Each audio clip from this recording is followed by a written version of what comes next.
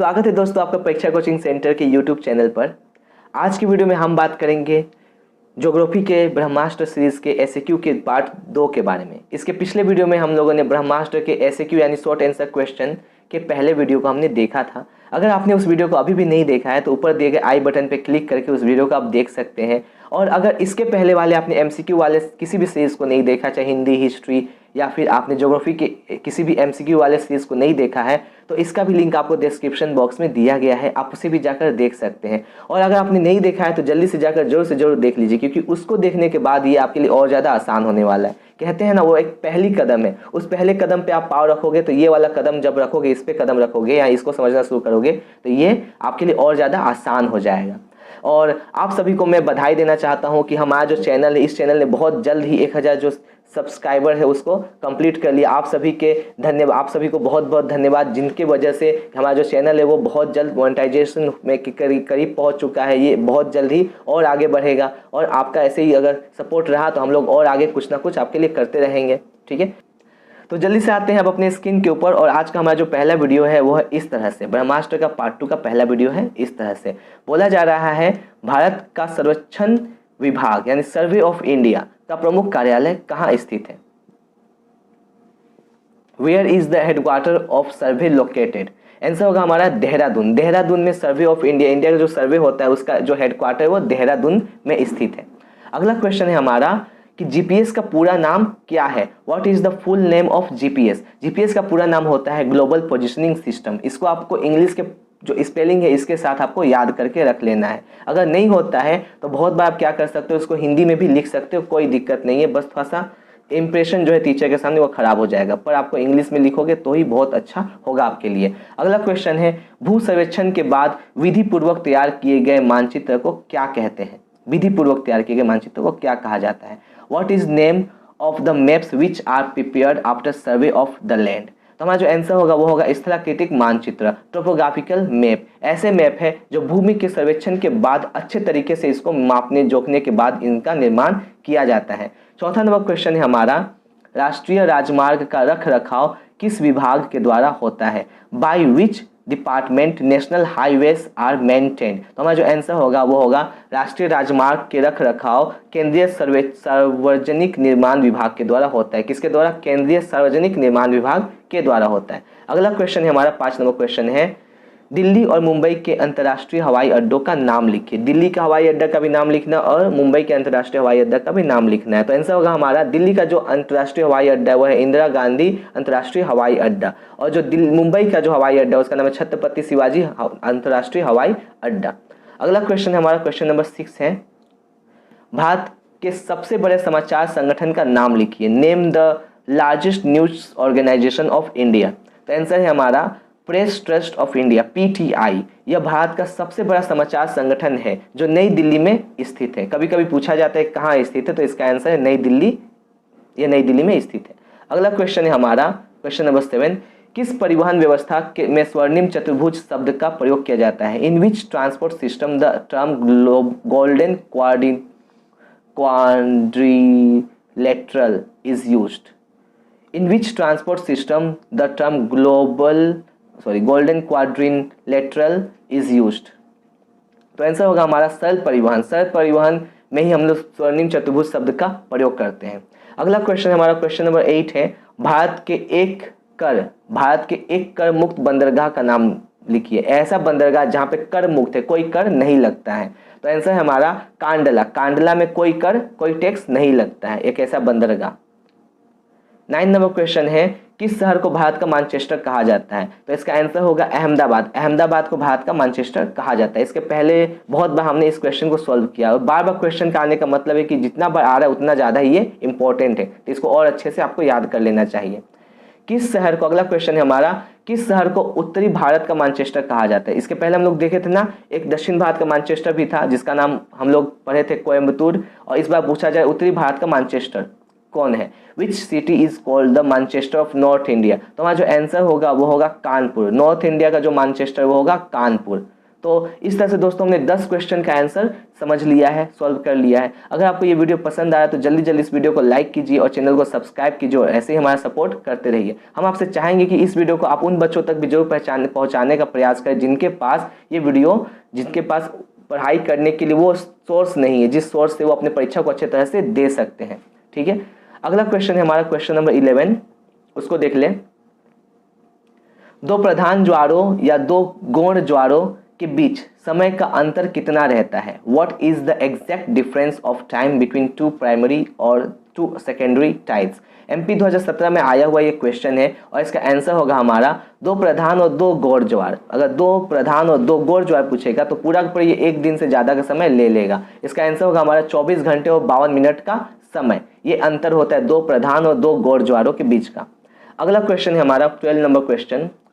उष्णकटिबंधीय समुद्र में किस प्रकार की धाराएं होती है? What type of current originate in tropical ocean? ये एमपी 2017 का क्वेश्चन है, 2017 में आया था। तो उष्णकटिबंधीय समुद्र में आपकी गर्म धारा उत्पन्न होती है। देखिए, उष्ण मतलब भी गर्म होता है और गर्म धारा मतलब गर्म जो धारा है वो उष्णकटिबंधीय समुद्रों में ही उत्पन्न हो सकता है। ठीक है, अगला क्वेश्चन है हमारा 13 नंबर क्वेश्चन। जलमग्न किनारा कहाँ स्थित होता है? Where are the submerged banks formed?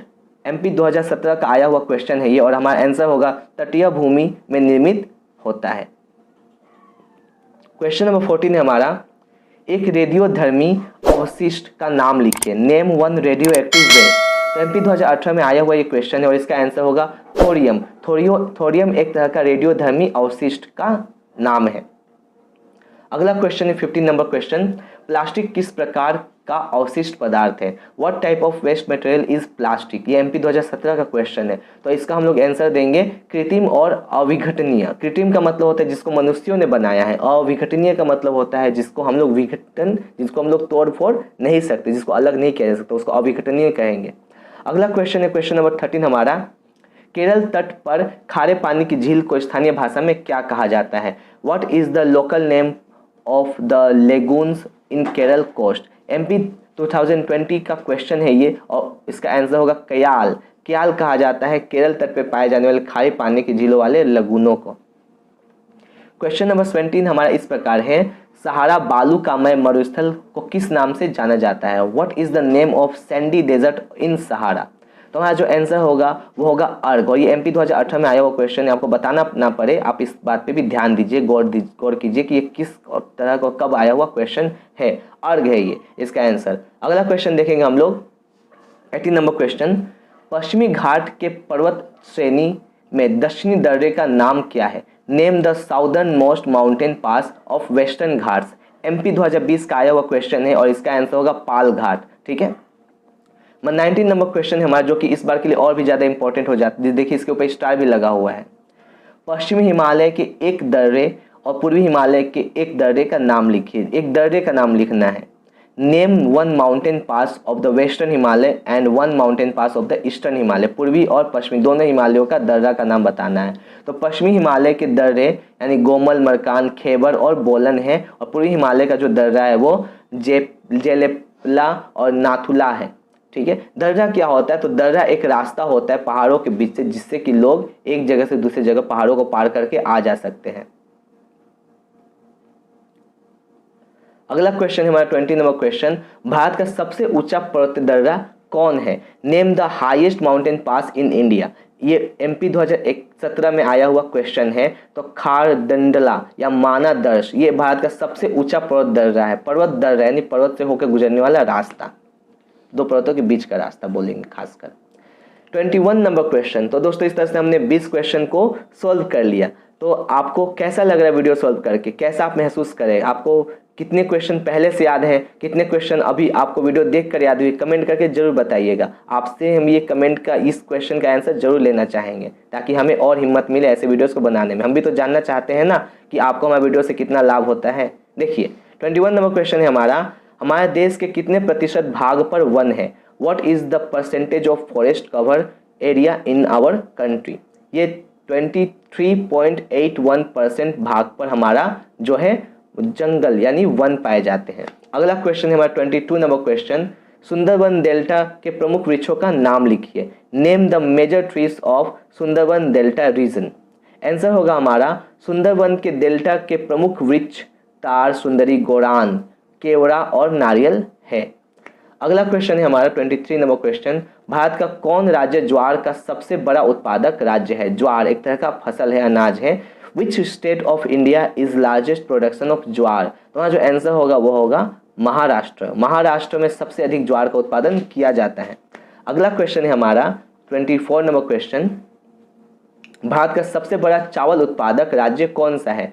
Which state of India is the leading producer of rice? तो हमारा जो आंसर होगा वो होगा पश्चिम बंगाल। पश्चिम बंगाल में लोग चावल खाना भी पसंद करते हैं और उगाना भी पसंद करते हैं। ठीक है, अगला क्वेश्चन देखते हैं। 25 नंबर क्वेश्चन है हमारा। भारत के चाय के सबसे बड़े उत्पादक राज्य का नाम बताइए। Name the leading T producing state of India.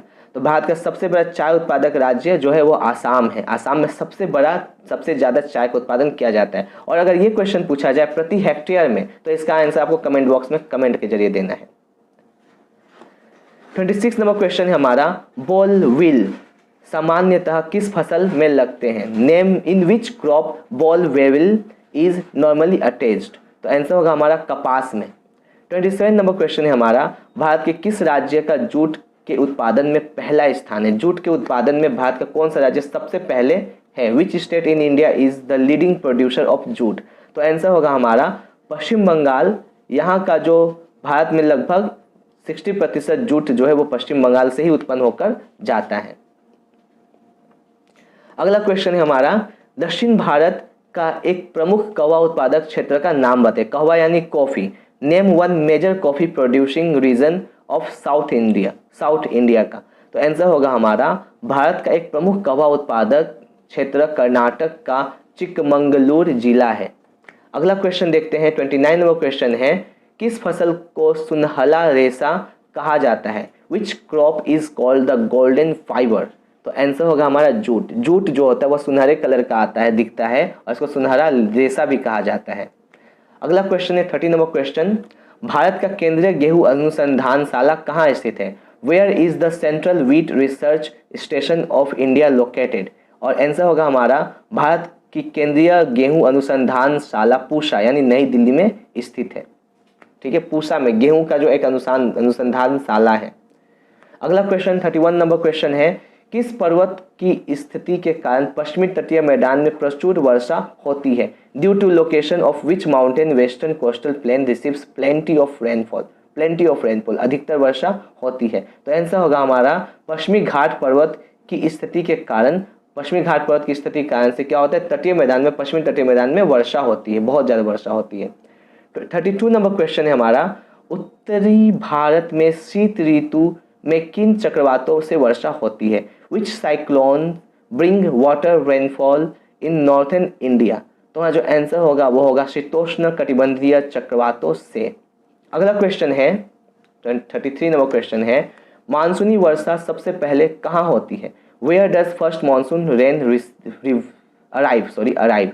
तो जो आंसर होगा वो होगा केरल। जब दक्षिणी पश्चिमी मानसून हवाएं भारत में प्रवेश करती है तो सबसे पहले वो केरल में वर्षा करती है, उसके बाद वो आगे धीरे धीरे बढ़ती जाती है। 34 नंबर क्वेश्चन है हमारा। कौन तट साल में 2 बार वर्षा प्राप्त करता है? साल में 2 बार वर्षा होने वाला तट कौन सा है? ठीक है, या कभी कभी राज्य भी पूछता है।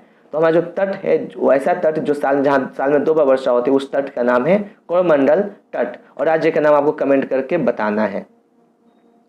क्वेश्चन नंबर 35 है। पंजाब और राजस्थान में कौन सा स्थानीय पवन अति सामान्य है? ऐसा हवा जो कि हर बार आता जाता रहता है। Which local wind is very common to Punjab and Rajasthan?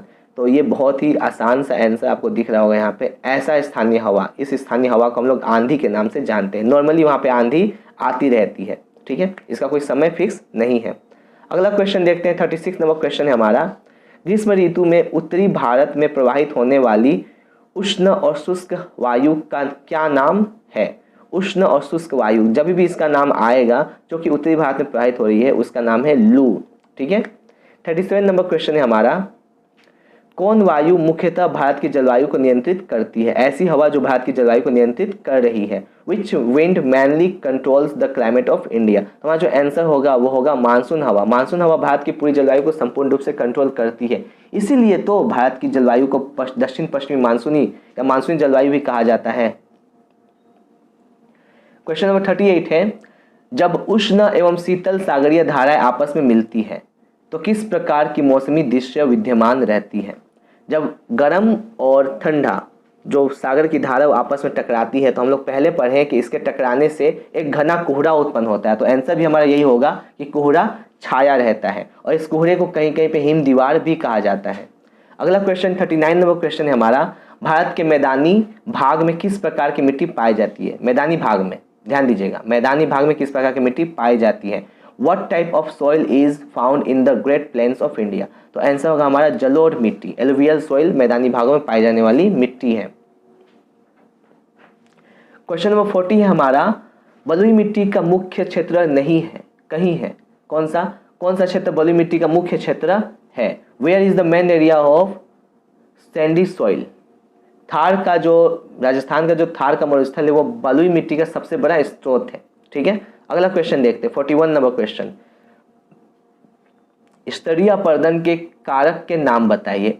स्तरीय अपरदन को कौन सा कारक करता है? तो हमारा जो आंसर होगा वो होगा वायु। वायु स्तर के अपरदन को करता है।